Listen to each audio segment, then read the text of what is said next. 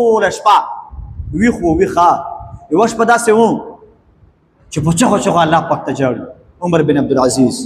او جاړي دغه خبره ورته یاده وه چې الله رسول فرمایي چې قیامت په ورځ به انسان تر هغه ټیم پورې خپل ځای نه قدمونه اوچت نه کړي چې څونه پورې الله پاک ته د پنځو خبرو جواب نه وي ورکړی سوال حساب کتاب یې نه وي ورکړی هغې کې وه دا خبره چې عمر د چرته تېر کړلو څنګه د تېر کړلو عمر بن عبدالعزیز رحمه الله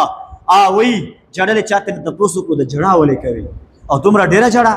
باقي به بېسوره شي وی په دې باندې جاړم چې د خپل عمر د کومه زندګي چې ما تېره کړله د کوم رعیت د کوم قوم چې هغې مشري ما ته الله پاک راکړې ده زه به د هغې جواب الله پاک ته څنګه ورکوم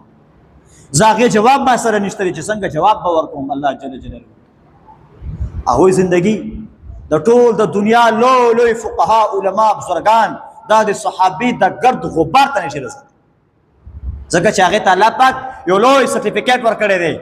رضی الله عنهم ورضوا عنه الله جل جلاله د دې اصحابه کرامو نه راضي دي دا اصحابه کرام د الله جل جلاله نه راضي بس دا سرټیفیکیټ ورته میلاو دی او دا سرټیفیکیټ علماو ته میلاو دی دا فقهاو ته میلاو دی صلحاو ته میلاو دی اتقیاو ته میلاو دی نه